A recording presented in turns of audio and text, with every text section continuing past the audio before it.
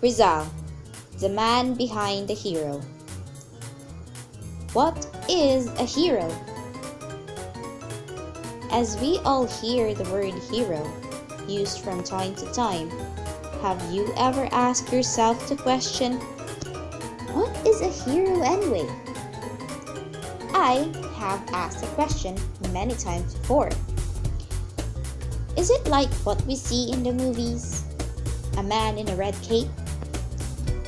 Or is a hero some kind of superhero with superpowers? Does it involve super strength, lightning speed, and X-ray vision?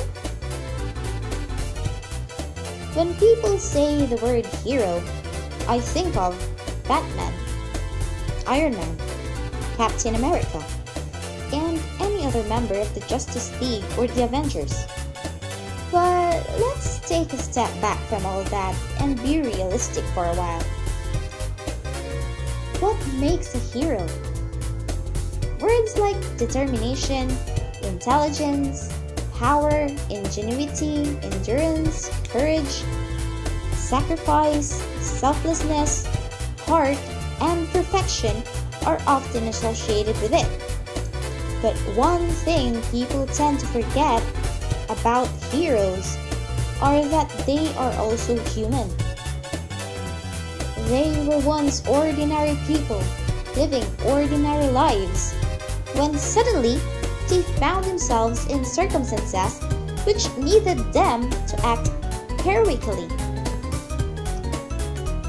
Although he had almost all of these characteristics, our very own national hero, Dr. Jose P. Rizal, was also human. Before historians and school books made him into a glorified and exaggerated symbol. Maybe because people tend to relate the concept of heroism with perfection.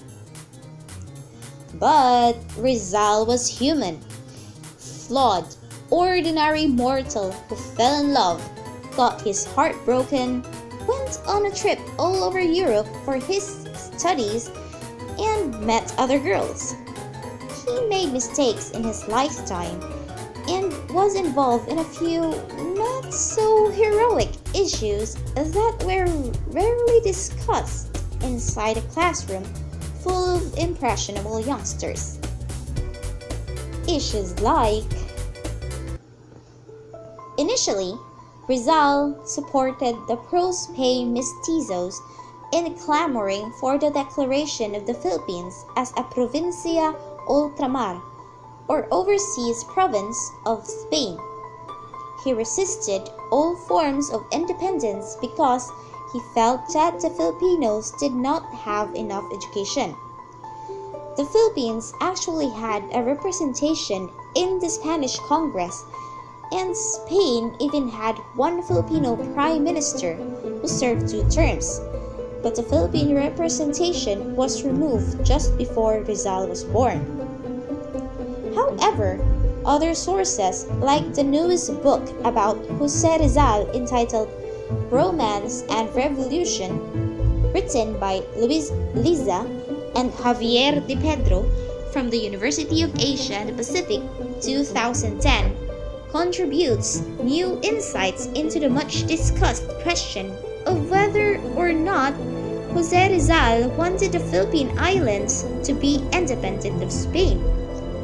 They wrote, quote, "He denounced those who chose to equate his desire to have freedoms with an intent to have independence, accusing them of either lying or misunderstanding him.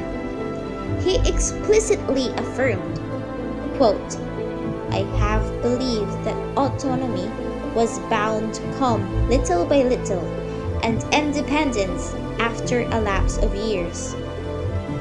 Simply put, he felt that independence can be attained only after Spain grants the Filipinos, first, their basic political freedoms, and second, autonomy. Although Rizal's early ideas on nationhood remained open to speculation, he later withdrew and refused to give any consideration to the alternative of assimilation with Spain as favored by other ilustrados. One may agree or disagree with his views and approach, but there is no doubt that he wanted independence.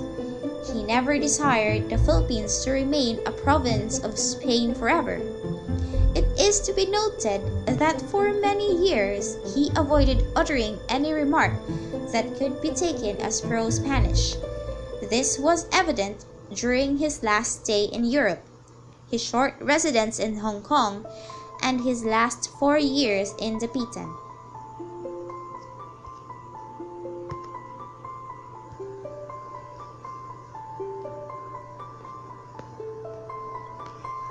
Another issue about Rizal was his religious belief.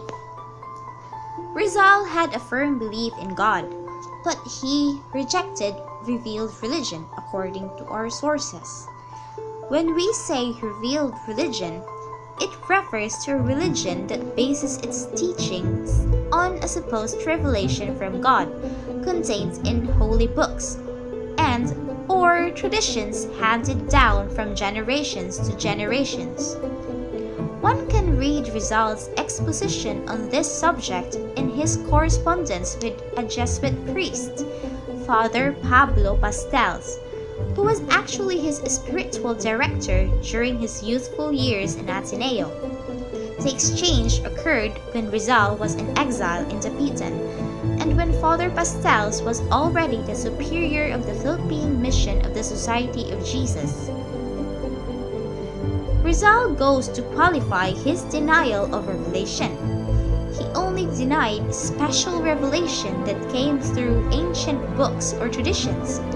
He pointed it out in his fourth letter to Father Pastels that, quote, "I believe in revelation, but in the living revelation of nature, which surrounds us everywhere, in the voice speaking out through nature, powerful, eternal, incorruptible, clear, distinct, and universal as the being from which it comes.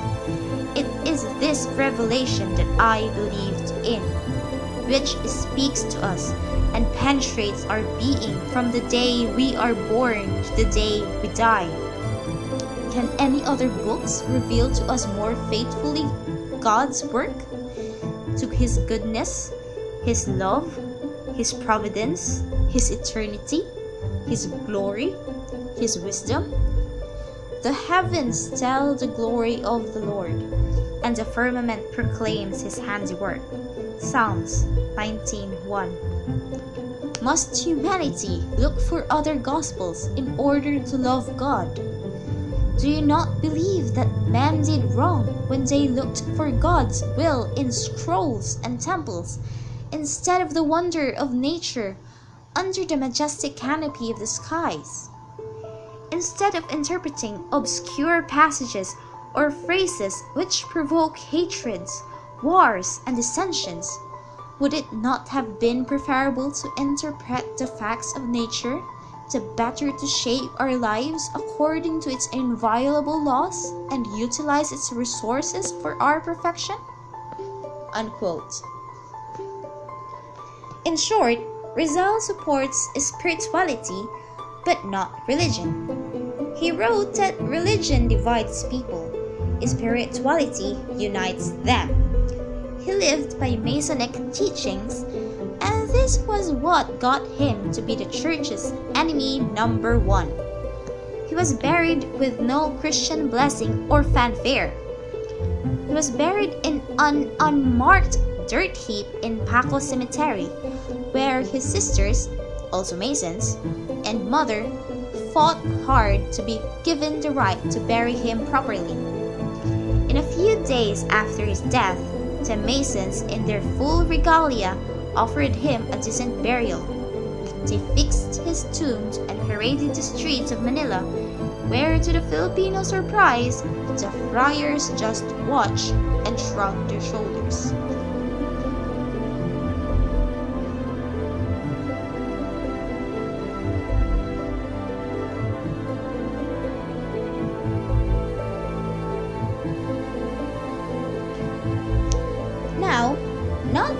last and also not the least issue of Rizal was his relations with different women all over the world.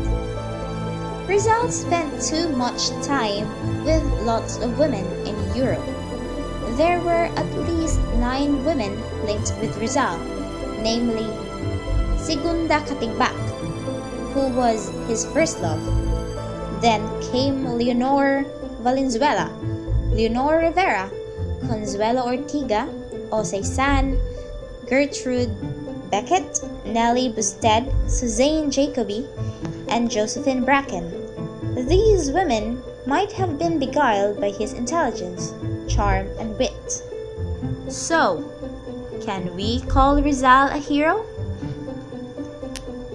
He was not perfect, because he was a man. But Jose Rizal has helped so much in our history. He may not have a bolo like that of other Filipino freedom fighters that could instantly kill an enemy, yet his pen had uttered words that eventually brings Filipino people to a spiritual redemption and eventually the realization of living in a nation free from control of foreign people. Rizal's undying love for the country had inspired Filipinos and will continue to inspire a generation of Filipinos. Although, we hope historians will depict him with more reality and sincerity, because he deserves to be known as he is. He is our national hero. And we hope that a future generation will see him the way he should be seen, and not as a superhero of some kind. But simply put, his concern for other people in need, a concern to defend a moral cause, knowing there is a personal risk, done without expectation or reward, and dying for his country, makes him a hero worth of mention.